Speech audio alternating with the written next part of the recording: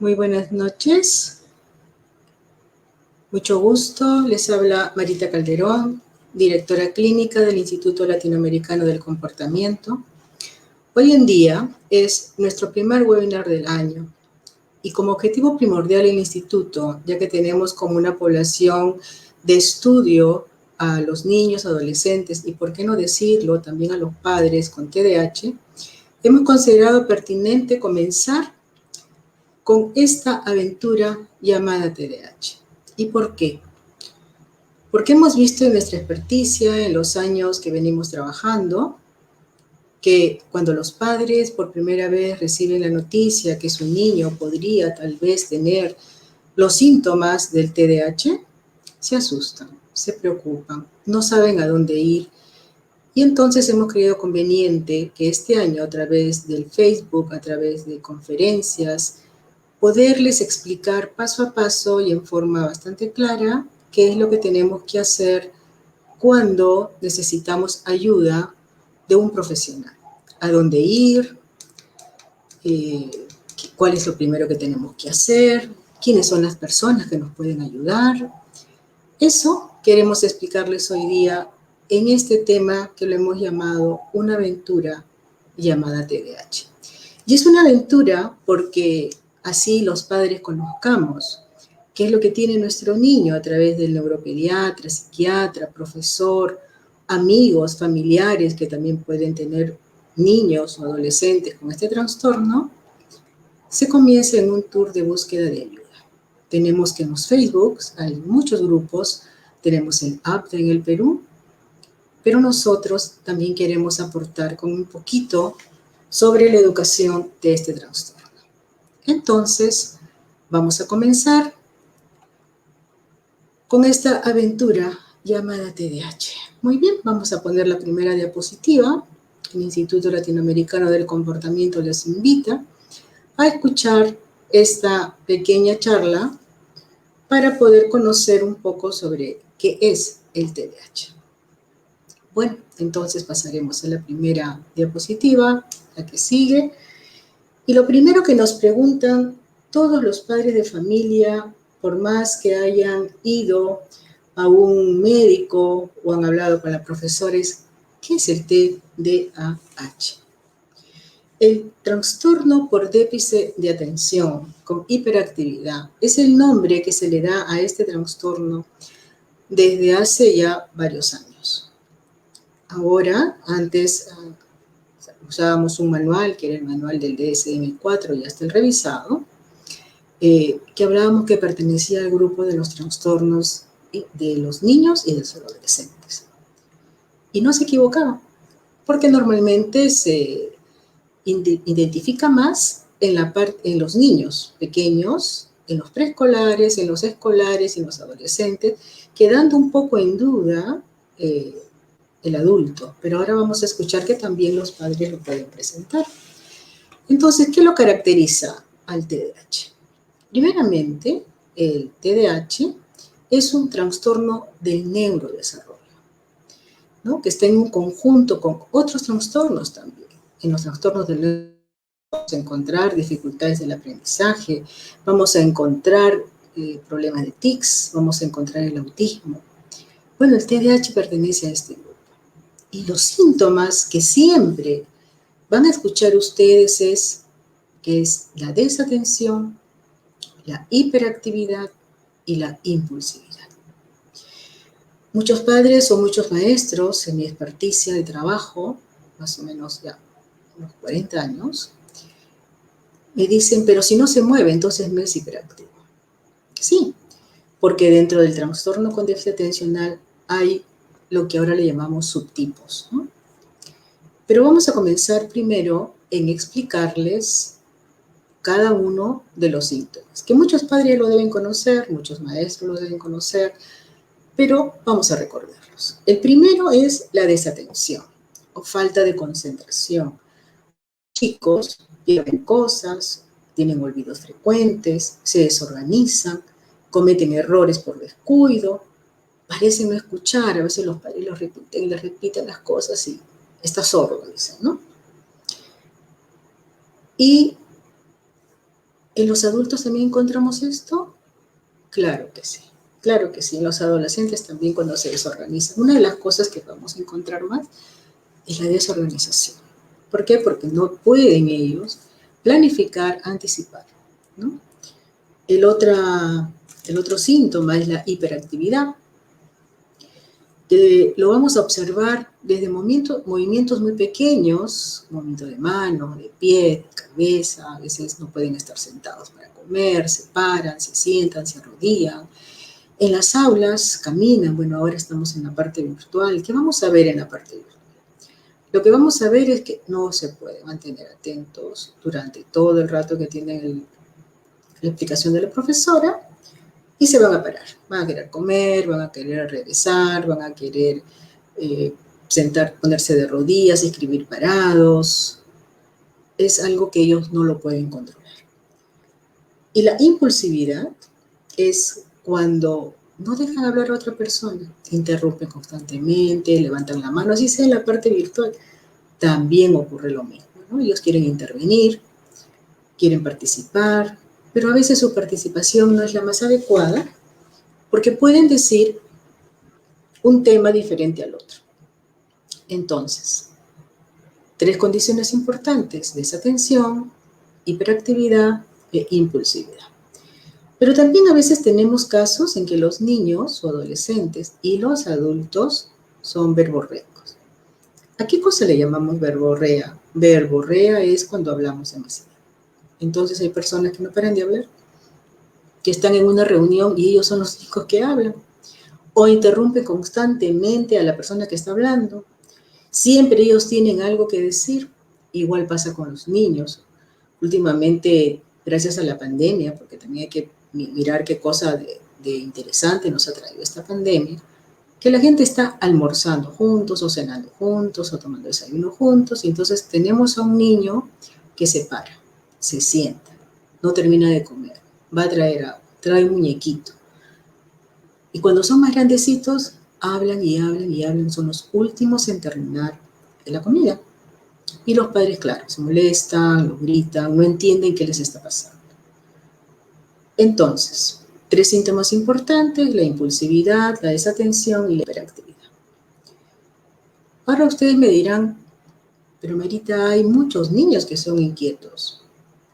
Interesante esto, pero les puedo decir que la inquietud es algo normal. ¿Cuándo nos tenemos que preocupar? Cuando hay un exceso. Hay un exceso en la presentación de cada uno de estos síntomas en mi niño y tenemos que observarlos, como lo voy a ir explicando. Lo primero que tenemos que hacer los padres es observar. Y no solamente es observar, sino también conversar con otras personas y que nos digan cómo ven a nuestros hijos porque los comparamos con otros. Entonces, ya tengo yo acá una pregunta. Si mi hijo es inquieto o pierde la paciencia con facilidad, ¿significa que tiene TDAH? No necesariamente. No necesariamente todos los niños inquietos, todos los niños que pierden la paciencia, van a ser diagnosticados con TDAH. Algo importante que tenemos que tener en cuenta es el momento que hoy estamos viviendo. Es por eso que los especialistas, médicos, psiquiatras, neurólogos, psicólogos clínicos que conocemos del trastorno, no podemos dar fácilmente un diagnóstico en este momento. Necesitamos mucha observación, una buena historia clínica. Entonces, si mi hijo lo veo que camina, se levanta, se sienta, pierde la paciencia, también hay que comprender que la pandemia nos está trayendo muchas dificultades en los estados de ánimo. Hay niños muy irritables en este momento, hay niños que están tristes, hay niños que están desamparados, no entienden qué pasa, quieren salir, no comprenden con lo que sucede. Vamos a iniciar un nuevo año escolar y los chicos prácticamente no tuvieron vacaciones. Entonces, no todos los niños inquietos o que pierden la paciencia pueden tener TDAH. Y continuamos con la segunda diapositiva, entonces, y miramos qué es lo que pasa. ¿Cuáles son los factores de riesgo que propician la aparición de un TDAH? El TDAH tiene como primer causal la heredabilidad. tiene causas multifactoriales, ¿no? Pero lo primero es la predisposición genética. En un estudio podemos encontrar que el 80% de las personas con TDAH tienen padres con TDAH. Pero también puede intensificarse los síntomas si tenemos lo que nosotros llamamos factores de riesgo, que viene a ser la prematuridad, viene a ser el bajo peso al nacer, o el consumo de drogas de la madre gestante, podríamos decir el cigarro, el alcohol, durante la gestación. Esto puede hacer que se intensifique más los síntomas del TDAH. Ahora, vienen preguntas. ¿Los niños que no tienen padres con TDAH también pueden tener TDAH? Tenemos que mirar muy bien la historia clínica. Y aquí me detengo para explicar un poco que el TDAH no se evalúa con cuestionarios. Posiblemente el médico tratante, por su experticia, va a hacer llenar cuestionarios a los padres, a los maestros cuando estamos en forma presencial, porque estos cuestionarios nos van a permitir conseguir mejor información de la obtenida en la entrevista. ¿Por qué? Porque el TDAH, su primer paso más importante es desarrollar una buena historia clínica. ¿Cuántas sesiones me van a llevar tomar eso? Varias. Es por eso que el especialista en TDAH no solamente va a sacar un cuestionario, también va a hacer preguntas específicas: peso al nacer, el Apgar, la prematuridad, el consumo de drogas durante el embarazo, alguna infección en la madre. Todas estas cosas lo va a hacer un médico neurólogo. Entonces, ¿sí tenemos factores de riesgo? Claro que sí, tenemos factores de riesgo.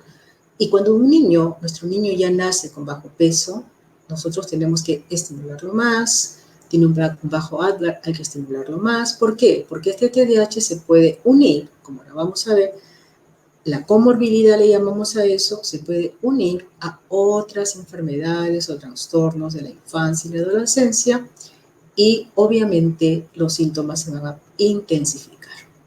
Pasamos a la siguiente diapositiva entonces para seguir explicando lo que tenemos que hacer.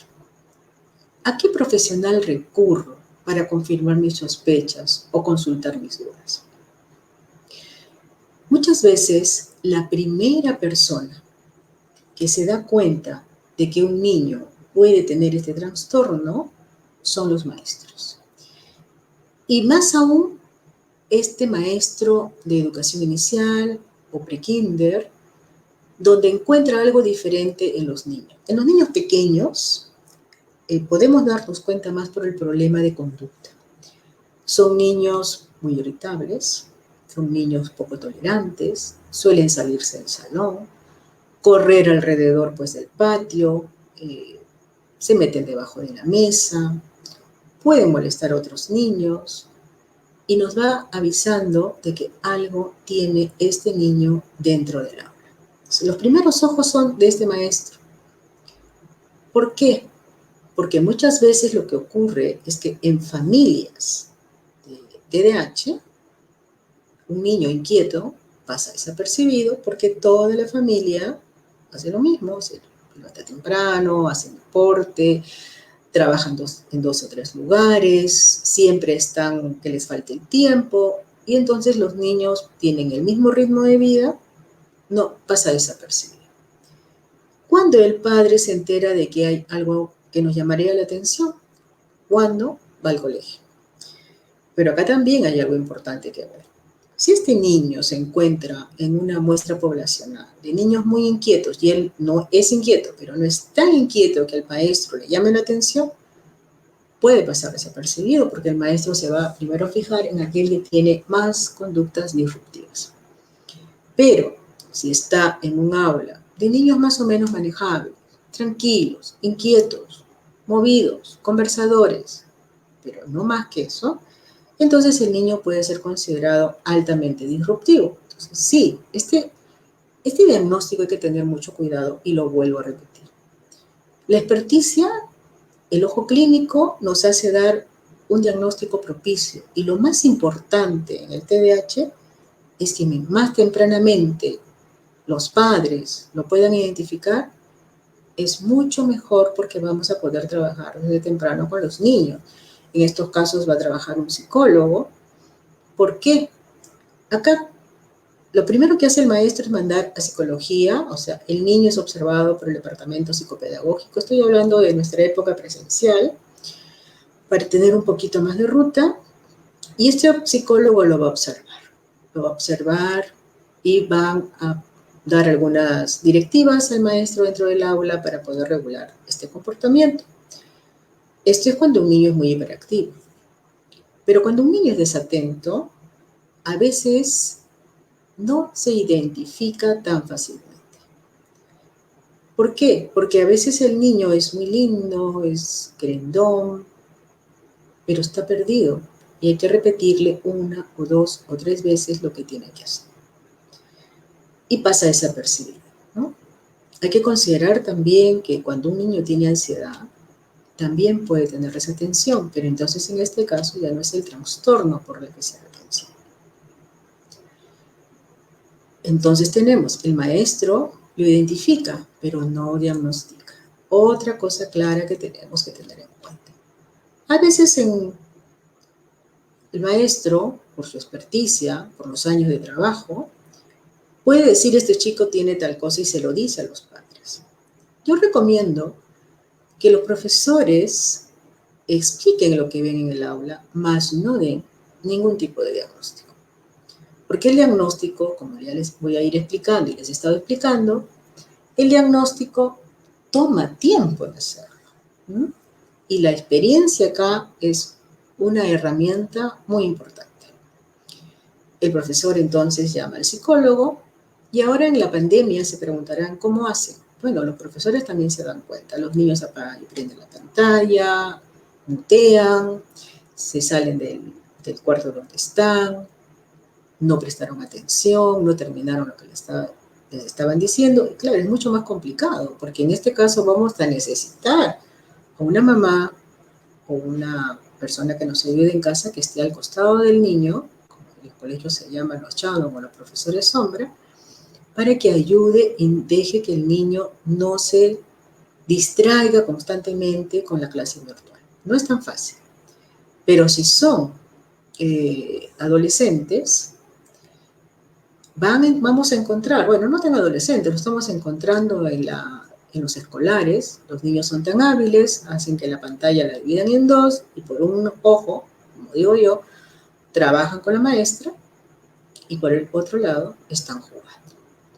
Bueno, hay muchos padres que se dan cuenta de esto, los profesores también se dan cuenta porque los niños su mirada se fija en otro lugar y no trabajan adecuadamente en el ritmo que se está pidiendo. Por ende, podemos tener algunas sospechas. En este caso, el maestro le pide al psicólogo que también por virtualidad observe al niño, pero no es tan eficiente este trabajo, entonces el psicólogo le puede pedir a los padres conversar, darse cuenta y tomar nota de lo que está pasando. ¿Quién viene después? Si es que realmente tenemos un niño altamente inquieto, altamente disperso, no quiere trabajar, grita, llora, se corre. El neurólogo pediatra. El neurólogo pediatra es el especialista médico que va a identificar si el desarrollo del niño es adecuado. Y es este especialista el que va a derivar muchas veces a una evaluación de tipo integral. Aquí entonces entra un trabajo multimodal e interdisciplinario. Muchas veces el neurólogo va a pedir este tipo de evaluación. Lamentablemente hoy en día no podemos culminar con estas evaluaciones, y además que todo por experiencia nos vamos a dar cuenta si tenemos o no los síntomas, porque no podemos hacer una evaluación por la virtualidad a no ser que tengamos algunas pruebas que más que todo se van a hacer con los niños grandes, porque los niños pequeñitos es muy complicado. Entonces ya tenemos al neurólogo pediatra y al psicólogo. El psicólogo es que al final va a terminar haciendo una evaluación y va también a coordinar con el neuropediatra el tipo de tratamiento que va a seguir. Si comenzamos con la conducta, que puede ser uno de los indicadores más problemáticos del niño o necesitamos hacerle una terapia de atención. Hay programas ahora que se usan y también se puede usar por la virtualidad. Entonces, continuamos con la siguiente diapositiva para ir conversando. Pero todos en casa somos así. Ustedes se han dado cuenta que estas diapositivas son preguntas. Son preguntas sacadas de la experticia, de lo que los padres que recién saben que su hijo podría tener este trastorno, comienzan a preguntar. Entonces, en base a ese, yo he querido hacer unas diapositivas como si estuviéramos haciendo una explicación de la primera consulta. Pero todos en casa somos así, ¿por qué debería llevar a mi hijo al doctor o al psicólogo? Ya les había dicho que cuando tenemos una familia TDAH, posiblemente todos son activos, todos hacen 2 deportes al día, salen temprano, están en casa, trabajan, y el niño es idéntico, entonces no se va a dar cuenta. Pero ¿qué sucede? Este niño va a ir a ser parte de una población escolar. En esta población escolar, entonces es el maestro que se da cuenta de que este niño interrumpe la clase constantemente, no está cumpliendo con los objetivos del grado, le es dificultoso prestar atención, no comprende las instrucciones, hay que repetirle varias veces las cosas y entonces pide ayuda. Entonces, sí lo tenemos que llevar al doctor, no para que lo mediquen específicamente, porque ya sabemos que este trastorno además es un problema neurobiológico. Y ese es el miedo más fuerte que tienen los padres y también los profesores, ¿no? Yo hice un estudio en el año 2018, 17-18, sobre las creencias que tenían los padres y los profesores acerca del TDAH, y en el resultado salió pues que todos conocían el TDAH, estos padres principalmente habían entrado a diferentes cursos, diplomados, posgrados, a los profesores, a los psicólogos, en todo estaban con un excelente currículum de conocimientos, sabían que también se podía medicar, pero no lo aceptaban. ¿Qué decía el maestro cuando se le preguntaba por qué no? Muchos de ellos contestaban porque les quitan el yo, y se los digo tal cual estaba. Ya no son los mismos, sí. Posiblemente tenemos que considerar que el medicamento no vamos a saber cómo trabaja dentro del sujeto hasta que no se lo demos al niño. Obviamente, la única persona que puede medicar es el neuropediatra o neurólogo o psiquiatra. De acuerdo a la edad, puede ser psiquiatra infantil o el psiquiatra de adultos o de niños y adolescentes también. Son las únicas personas que van a decir si las dosis se cambian, si se quita el medicamento, si este medicamento no estuvo a lo esperado con el niño. Ellos, no los docentes, no los psicólogos. Los docentes y los psicólogos advertimos, observamos, comunicamos, describimos, mas no cambiamos ningún tipo de dosis. Es por eso importante para nuestros colegas psicólogos y maestros mantenerse siempre en contacto con el médico especialista. Los médicos siempre están ávidos de escuchar, están ávidos de comprender para poder ayudar a este niño. Pasamos a la siguiente diapositiva. Si mi hijo tiene TDAH, ¿va a poder ser un profesional exitoso? ¿Podrá ser normal? Claro que sí. Yo siempre, cuando tengo esta pregunta en los padres, la preocupación es qué va a ser de nuestro hijo, qué va a ser de su vida. O sea, tener TDAH es una catástrofe, ¿no? Yo lo digo siempre en las conferencias y muchos cursos que tomo, es que el TDAH para mí es un estilo de vida.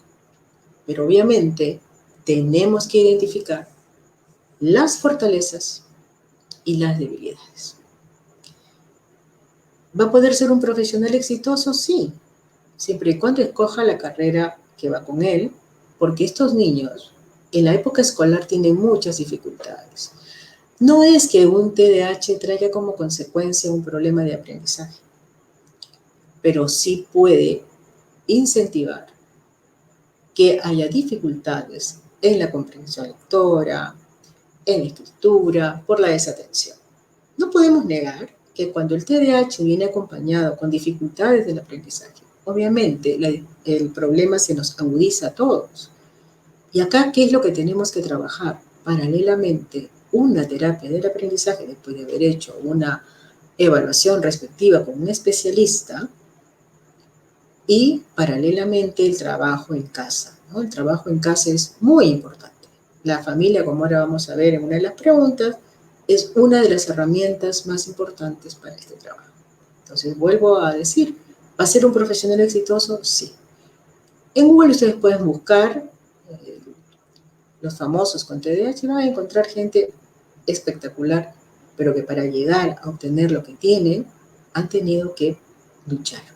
Pero no solos, han tenido que luchar con acompañantes maestros, padres que los comprendan, padres que los apoyen, maestros que los entiendan, porque de lo contrario se van a sentir frustrados, deprimidos, ansiosos, que es parte de este trastorno. ¿Va a ser normal? Va a estar dentro de la sociedad. A veces no nos damos cuenta, pero nosotros tenemos alrededor mucha gente con TDAH. Lo que sucede es que cada sujeto TDAH es un individuo totalmente diferente. No lo podemos comparar. No podemos comparar a nadie que tenga TDAH con otro TDAH. ¿Por qué? Porque si bien es cierto, les dije al inicio de que esto era heredable, pero también mucho hace el ambiente donde se desarrolla. Y acá vamos a apostar mucho por ese maestro que va a entender a este niño, primero que lo va a saber identificar, segundo que va a saber conversar con él, va a saber creer en él y va a apostar por él. Porque de lo contrario, los padres, si no vemos que nuestro hijo tiene, aunque sea algo positivo en el aula o en la parte académica, nos vamos a sentir frustrados como padres. ¿Es una persona normal? Sí, es una persona normal. Con diferencias como todo ser humano. Hay que entender que cuando un profesional TDAH es exitoso es porque ha encontrado la fortaleza más importante de su vida, lo que le da placer, lo que le gusta, porque son muy creativos, porque son ambiciosos, porque les encanta descubrir las cosas. Y la mayoría de estos profesionales son deportistas, son empresarios, son artistas. Y la creatividad en ellos es algo importante. Vamos a ver qué otra pregunta tenemos. ¿Debo llevarlo a un colegio especial? No. Todos los colegios están preparados para esto. Todos los departamentos psicopedagógicos están preparados para un niño TDAH. Y digo preparados porque dentro de este departamento tiene que haber especialistas. No es el maestro que aprendió por la experticia. Tiene que haber esa experticia, además una preparación con el conocimiento de este trastorno. ¿En qué casos hemos tenido que recomendar que un niño TDAH pase a un colegio no especial, sino un colegio de número limitado de alumnos? Cuando hemos encontrado que este TDAH se une a problemas de aprendizaje un poco más severos y entonces el niño necesita un trabajo individualizado. En la primera pregunta decíamos, ¿cuáles son los síntomas? Y si nosotros queremos mirar el trastorno con déficit atencional en sus subtipos, también se divide a un trastorno con déficit de atención. Y no tiene la H. Estos niños, que también son ansiosos por los olvidos que tienen, son chicos que a veces tienen dificultades con el aprendizaje. No todos, pero cuando viene esta combinación, tenemos que apostar por el niño primero para el problema de aprendizaje.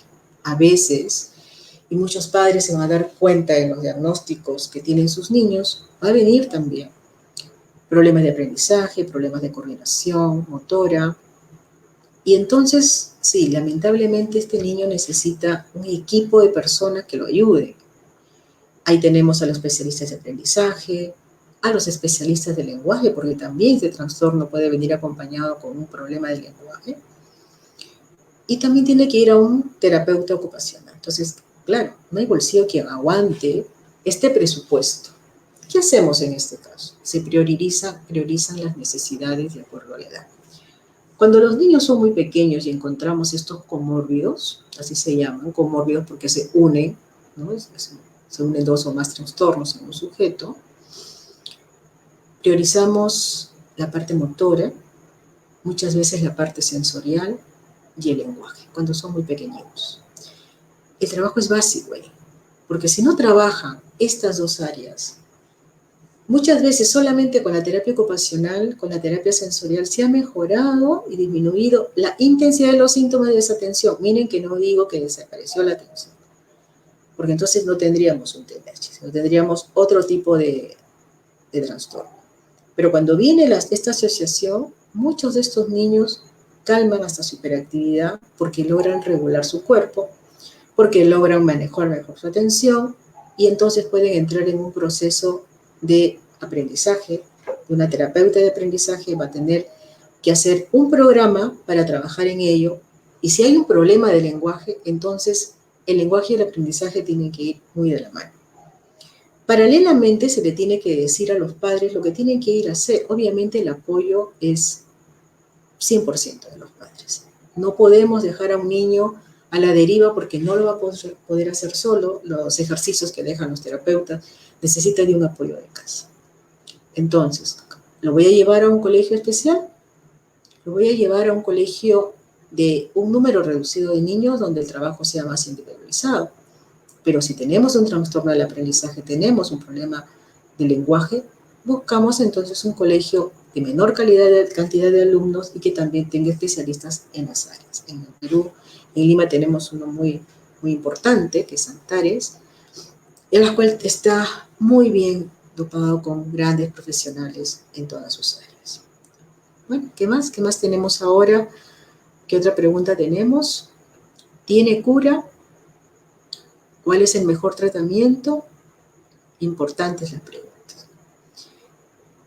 No tiene cura, porque nos acompaña toda la vida, pero este trastorno evoluciona con la edad del sujeto y también con el medio ambiente al cual lo rodea. Así tenemos que los adolescentes posiblemente bajen un poco la hiperactividad y sean más desatentos o mucho más impulsivos. ¿Por qué? Porque va evolucionando, va cambiando. Muchas veces tenemos en los adultos TDAH remediales o residuales. Significa que pasaron por una serie de terapias y quedaron algunos síntomas que muchas veces el nuevo terapeuta que lo asume no se percata de que el trasfondo había sido un TDAH. Nos acompaña toda la vida, pero hay que aprenderlo a manejar. ¿Cuál es el mejor tratamiento? El mejor tratamiento es el mixto.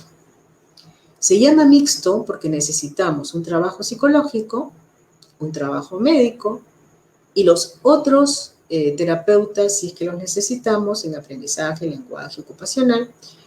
O de lo contrario, si solamente tenemos un niño con trastorno con déficit atencional o a un adolescente con trastorno con déficit atencional, pero que a su vez puede estar presentando otras comorbilidades, y la más compleja es el trastorno oposicionista desafiante, entonces ahí entra la terapia de conducta, el asesoramiento de padres, el trabajo con el médico en caso que sea muy necesario y poder coordinar el mejor programa que se pueda hacer. Los programas no son iguales para todos los niños, los programas se van elaborando en cuestión de la singularidad de cada sujeto y también de cómo es la familia. ¿Cuál es el mejor tratamiento? Un tratamiento que todos estemos en equipo. ¿Cuánto tiempo dura? Me encantaría decirles 6 meses, 1 año. Va a durar el tiempo que sea necesario. Al inicio es largo porque hay que tomar todas las rutinas, enseñar a los padres qué tienen que hacer en casa, cómo tienen que cambiar sus rutinas de casa, cómo tienen que hablar con sus hijos. Por la experiencia que tenemos en el instituto, un tratamiento puede llegar a durar en su primer inicio 1 año hasta 2 años, dependiendo la cantidad de comórbidos que tenga este niño. ¿Y cuál es la función de la terapia psicológica? Los psicólogos clínicos, los psicólogos que estamos especializados en estas áreas, nuestra función a veces es directiva. Muchas veces los padres nos piden que podamos reunirnos con todos los especialistas, con los colegios, con los profesores, con los tutores, los coordinadores, para poder complementar que este sea un programa en equipo. El psicólogo es una de las herramientas más importantes en este trastorno y entre ellos los neuropsicólogos, porque cuando hacemos las evaluaciones integrales, el neuropsicólogo es el primero en la línea para poder investigar cómo están las funciones cognitivas de este niño, de este adolescente, inclusive del adulto. ¿Cómo están? ¿Qué afectó el trastorno con déficit atencional? Porque este trastorno puede afectar algunas focos de atención, porque la atención no solamente es visual, también es auditiva, también es táctil, kinestésica. Tenemos que mirar por dónde va este niño para poder encontrar los mejores caminos de tener una respuesta positiva al tratamiento. Pero algo, y acá dice, ¿por qué los padres deben participar en la terapia? Estoy totalmente en desacuerdo cuando mis colegas no trabajan con los padres o trabajan de vez en cuando para darles un informe. No estoy de acuerdo. En mi experiencia, que no son pocos los años que llevo en esto, si los padres, ambos padres, no participan enteramente en la terapia, posiblemente esta no tenga el resultado que nosotros deseamos o nos demoremos más en conseguir el resultado. ¿Por qué? Si hay un niño TDAH o un adolescente TDAH, hay una familia TDAH. En esta familia o hay mucha rigidez o hay mucho desorden. Entonces tenemos que trabajar con el miembro de la casa que esté más permanente en ella. Ahora en pandemia, aunque ustedes no lo crean, nos ayudó mucho que la familia esté unida para poder trabajar principalmente la conducta disruptiva, que es una de las cosas que más podemos encontrar en los niños pequeños, y poder hacerlas correctivas porque todos están en casa. Obviamente, cuando yo les pregunto a los padres, ¿y quién de ustedes se parece al niño? Siempre hay risas, se echan la culpa unos a otros, pero alguno de ellos es irritable, impaciente.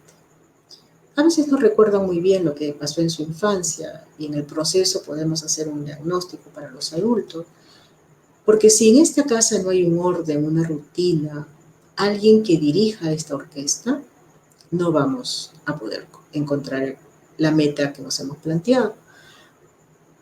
En mi experiencia, a veces he tenido que trabajar con las personas que ayudan en casa, que son las que tienen un poco más orden y pueden hasta ayudar hasta la señora de la casa o el papá que llega tarde, ¿no?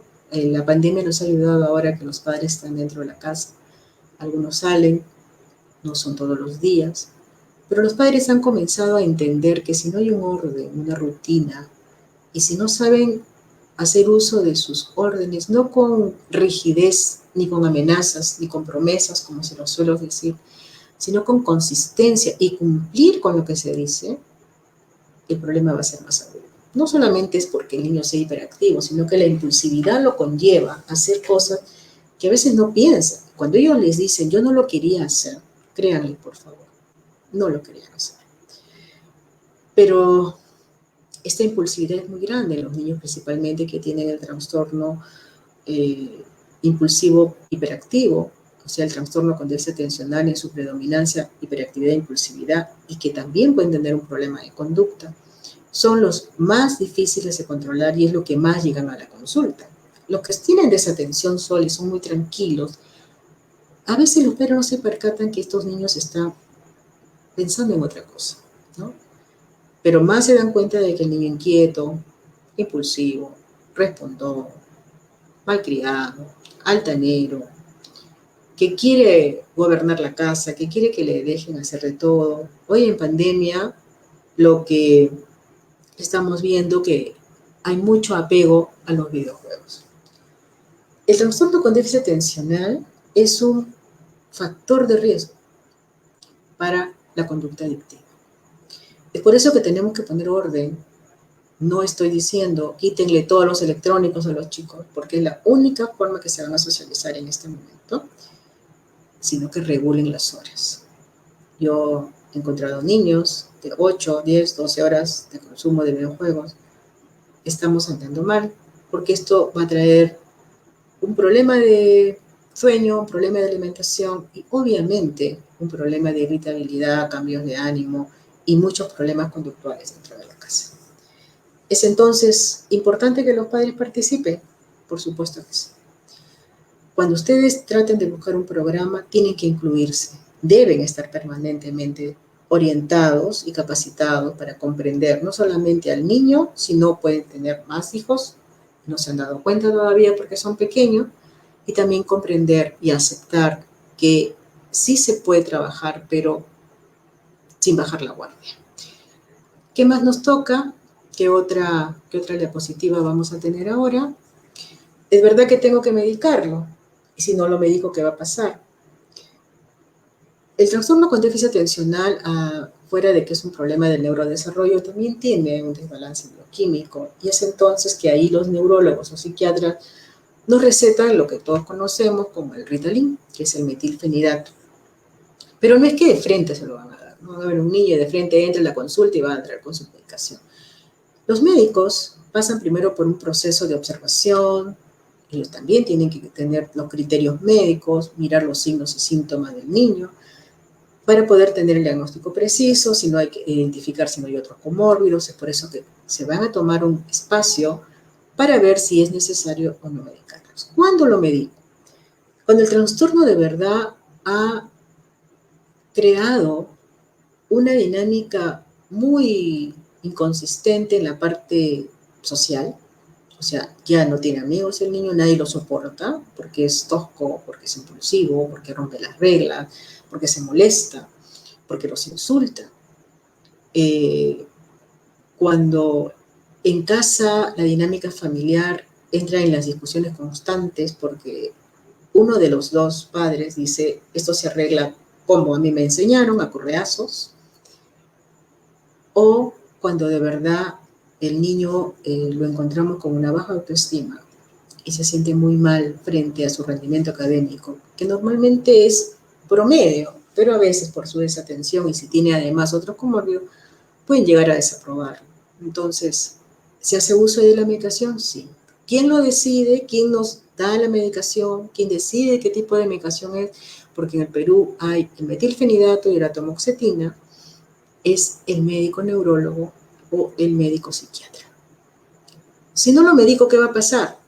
Lo que va a pasar es que el camino al programa terapéutico, el camino de encontrar una evolución, es más largo. Eso es lo que va a pasar, mucho más largo. Entonces, en ese proceso, ese camino, el adolescente o el niño escolar ya de 10, 11 años va a comenzar no solamente a presentar los síntomas del TDAH, sino va a presentar síntomas de ansiedad, depresión, baja autoestima y entonces se nos complejiza el trabajo.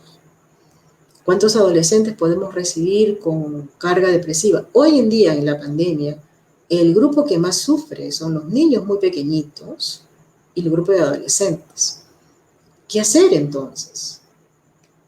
¿A todos los niños tenemos que medicar? No necesariamente, pero si tenemos que hacerlo, el médico lo va a sugerir, les va a explicar, pero quien toma la decisión de verdad son los padres. Y eso se lo digo yo siempre, nadie los obliga a hacer. Muchos padres tienen mucho miedo de medicar a sus hijos, pero cuando ven que el niño sufre en demasía, toman la decisión. Entonces, y esta medicación, yo la puedo subir de dosis, bajar de dosis, dejarle de dar, por favor. Si no se lo consultan a su médico tratante, ustedes no decidan lo que pasa. Si ustedes ven que puede haber dolor de estómago, dolor de cabeza al inicio, al comenzar una dosis, es el médico quien va a estar vigilando los síntomas colaterales que puede tener una medicación. Él también, si ustedes desean, a veces muchos padres lo inician, tienen miedo y lo retiran, por favor consúltenle a su médico tratante, porque en algún momento pueden regresar, pero no hagan porque se lo dijo a una amiga, el psicólogo dijo que estaba mal, el maestro dijo que no era lo correcto. No haga eso. Hágalo con su médico. Si usted le dice al médico, yo no estoy de acuerdo porque veo en mi hijo tales y tales comportamientos o lo siento triste, no es mi hijo de siempre, que es lo que dicen los papás, ¿no? Dejaría de ser él, díganle a su médico. El médico les va a decir, el médico tiene una ética profesional.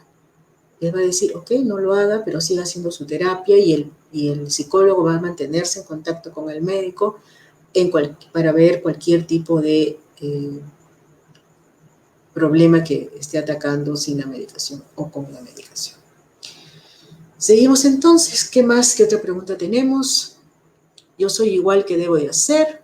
Ah, sí, esto me pasa siempre, ¿no? Cuando yo voy hablando y les voy explicando a los padres que quién es irritable, quién es explosivo, quién era inquieto de niño, se matan de la risa, te echan la culpa, como ya les dije.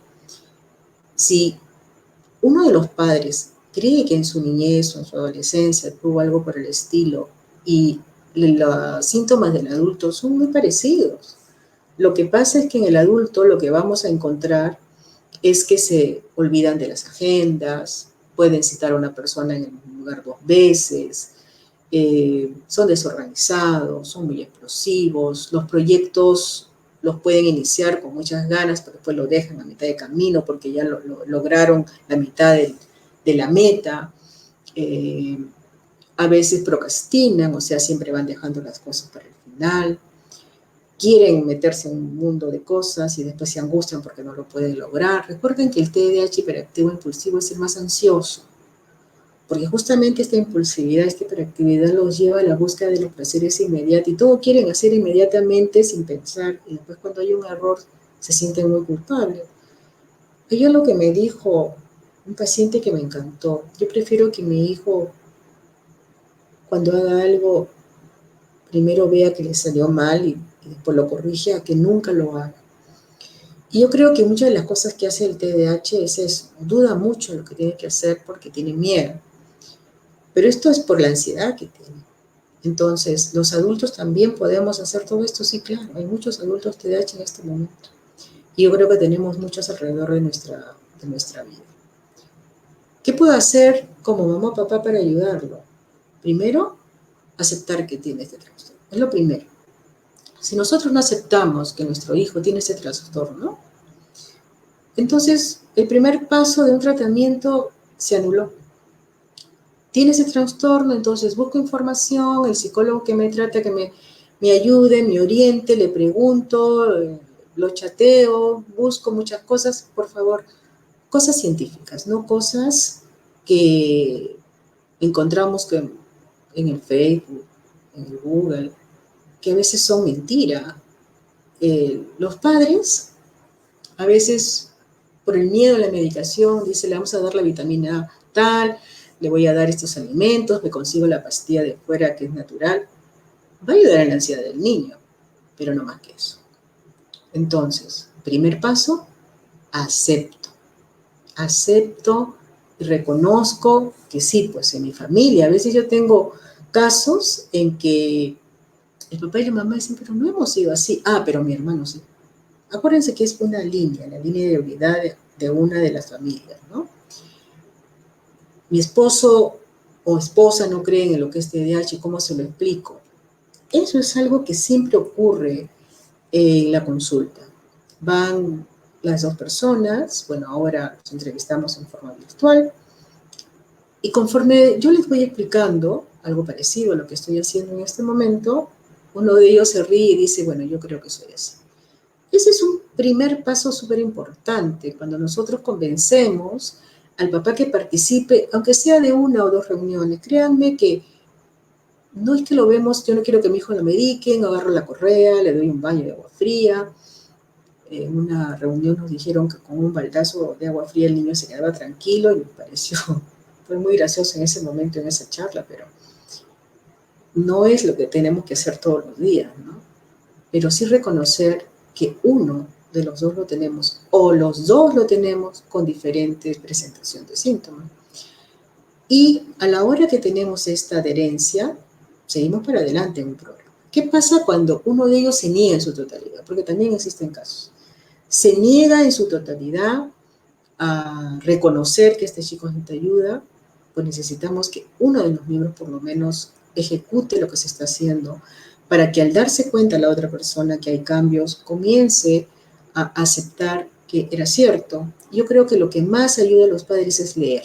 Hay muchos libros de TDAH, podemos encontrar en estos momentos muchos libros digitales. Es importante leer. Leer y aceptar que si nuestra familia, yo, mi hijo, tiene este trastorno, la negación no nos va a ayudar. Lo que nos va a ayudar es el compromiso de seguir buscando todo lo que tú necesites para conocer el trastorno, ¿no? ¿Debo de cambiar la dinámica de mi casa? Sí, sí, hay que cambiarla muchas veces. A veces encontramos niños que almuerzan caminando, ven televisión todo el día, mucho más ahora, ¿no? En la época de la pandemia, muchas rutinas han cambiado. Si no tenemos orden, si no tenemos una rigurosidad frente a las rutinas que tenemos que tener con los niños, el niño TDAH tiende mucho a manipular. Entonces, los padres deben tener claro que deben de ir haciendo unas rutinas de autonomía con los chicos. Todos los chicos, TDAH o no, necesitan ser autónomos. Y lo primero que tenemos que aprender, y ahora que vamos a estar dentro de la casa, es orden, respeto por las reglas. Yo a veces atiendo a padres que se ríen de las travesuras de sus niños, ¿no? Porque son pequeñitos. Y ellos saben con esta risa que se convierten en graciosos y las van a ir repitiendo, pero cuando ya nos cansan, entonces los gritamos o los castigamos. Y no es así. La consistencia y la firmeza en la explicación de las reglas y la aplicación en casa es lo que nos va a dar un resultado positivo. No sé si tenemos alguna otra pregunta más. Ustedes también pueden hacerme las preguntas que quieran. El Instituto Latinoamericano del Comportamiento, si ustedes, así como ahora, nos siguen en el Facebook, van a encontrar constantemente que estamos posteando el conocimiento del trastorno. Es muy importante conocer, es muy importante leer, conversar con padres que ya tienen experiencia, que tienen hijos grandes, pequeños, que están en terapia.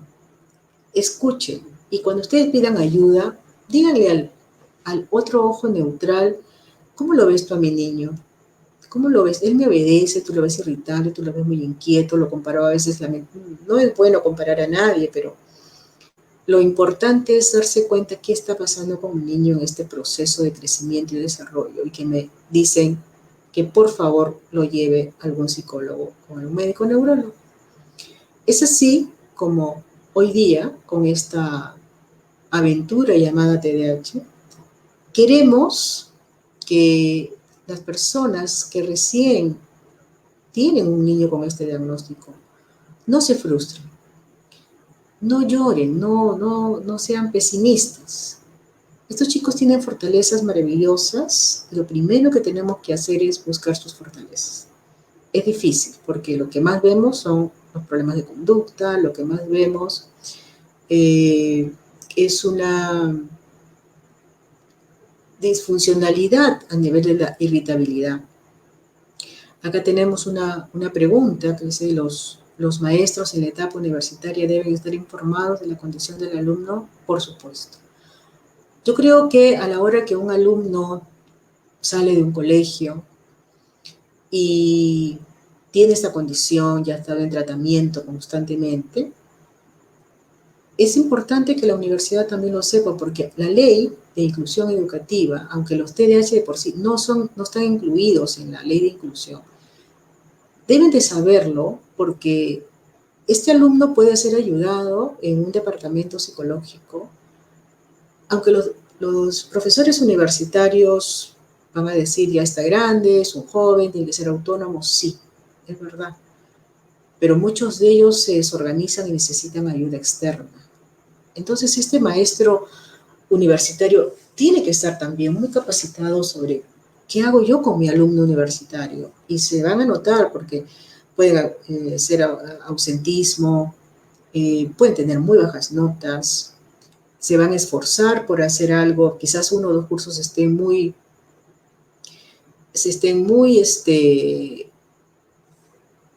positivos en uno o dos cursos, donde ellos tienen la posibilidad de hacer sentir sus fortalezas, pero hay cosas que no les pueden No les pueden pedir, no les pueden exigir por la memoria, porque recuerden que el que no tiene una buena atención,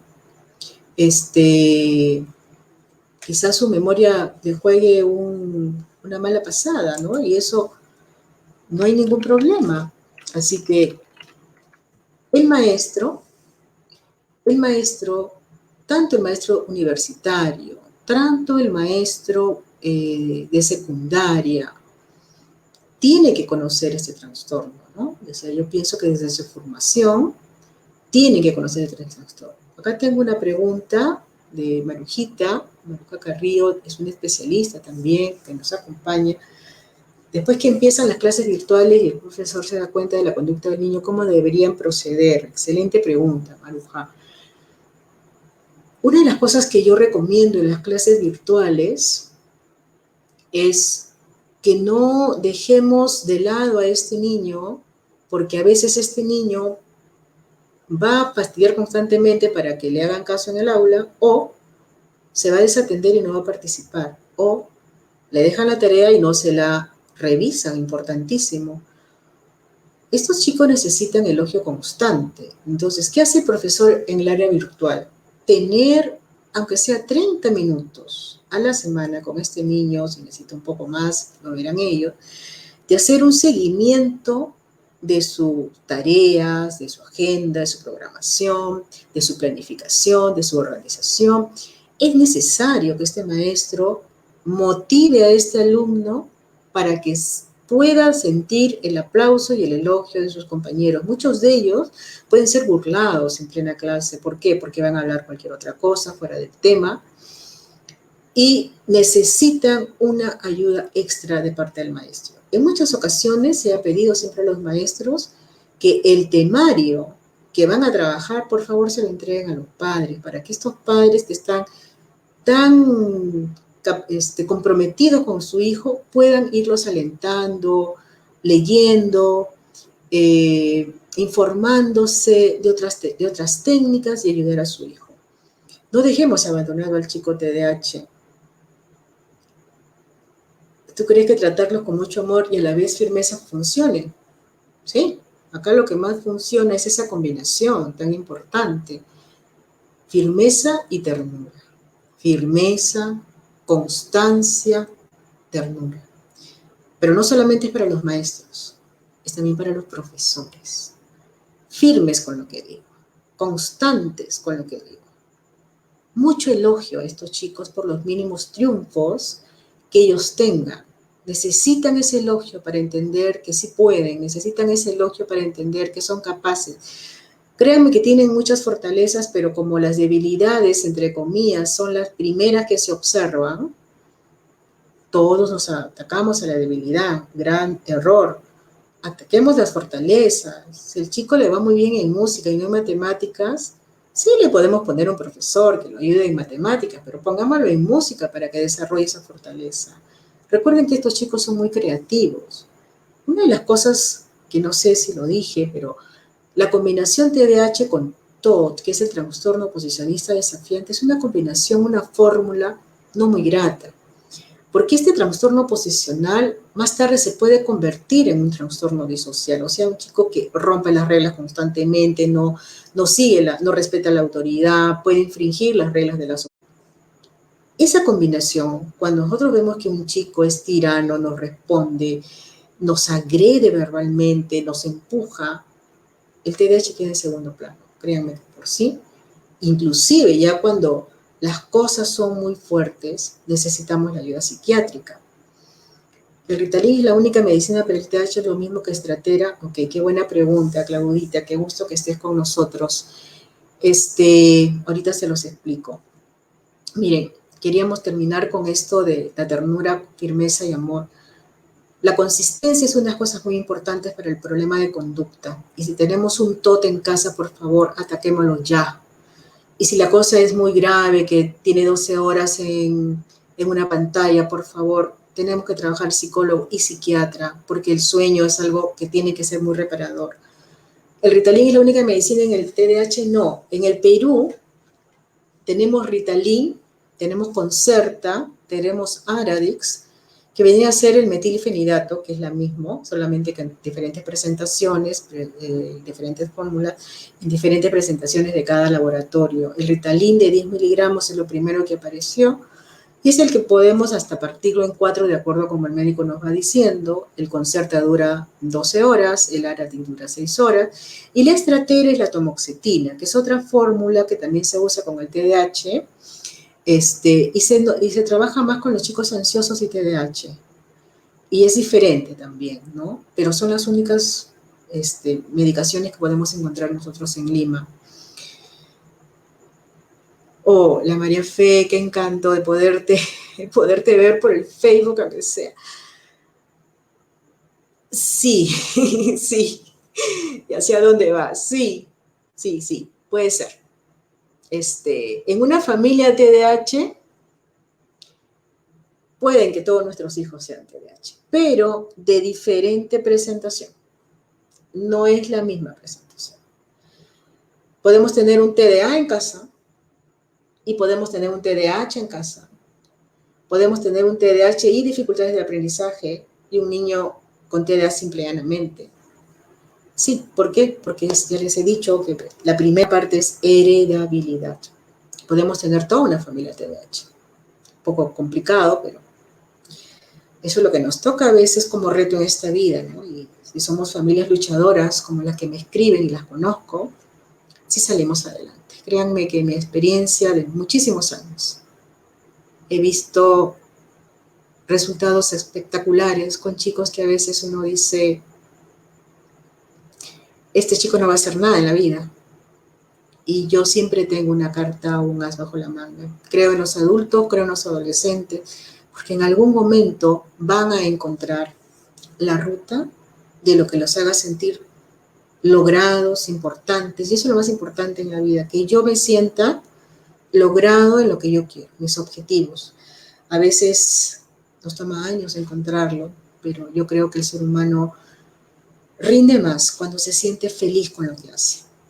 Yo me siento muy feliz con lo que hago, me siento bendecida, me siento que lo que escogí me encanta, me fascina, se lo digo a todos mis papás. Y es hora de despedirnos. Habíamos calculado 45 minutos, nos hemos pasado ya un poco más, tenemos 1 hora y 5. Igual se los agradezco, no dejen de seguirnos en Instagram, en Facebook. Hoy somos tecnológicos, hoy somos virtuales, pero seguimos el mismo equipo de trabajo por siempre, con las mismas ganas de ayudarlos, con siempre estar a su lado. No dejen de escribirnos, siempre van a encontrar una respuesta de nuestra parte y siempre estamos muy agradecidos porque nos siguen y porque nos tienen confianza. Oh, muchísimas gracias, por supuesto, muchas gracias a todos. ¿Cómo puedo saber si mi hijo tiene TOC o simplemente es rebelde? Bueno, como lo dije al inicio, una buena historia clínica nos va a hacer entender qué es lo que tenemos. Y yo creo que estamos por ese camino, Claudita, así que vamos a seguir trabajando juntos para poder comprender qué es lo que tiene. Muchísimas gracias a todos, me encantó tenerlos, me encantó compartir con ustedes la experiencia, gracias, muchas gracias, por supuesto que sí, nosotros también a ustedes, no saben cómo los extrañamos nuestras tertulias de consultorio, pero felizmente la tecnología también nos une. Oh, sí, gracias a ustedes, gracias por creer en nosotros, gracias por estar con nosotros y somos un equipo que nos dedicamos a esto. Gracias a ustedes, muy buenas noches y síganos como siempre leyendo todos los comentarios que tenemos. Ahí estamos para ayudarlos. Muchas gracias, muy buenas noches.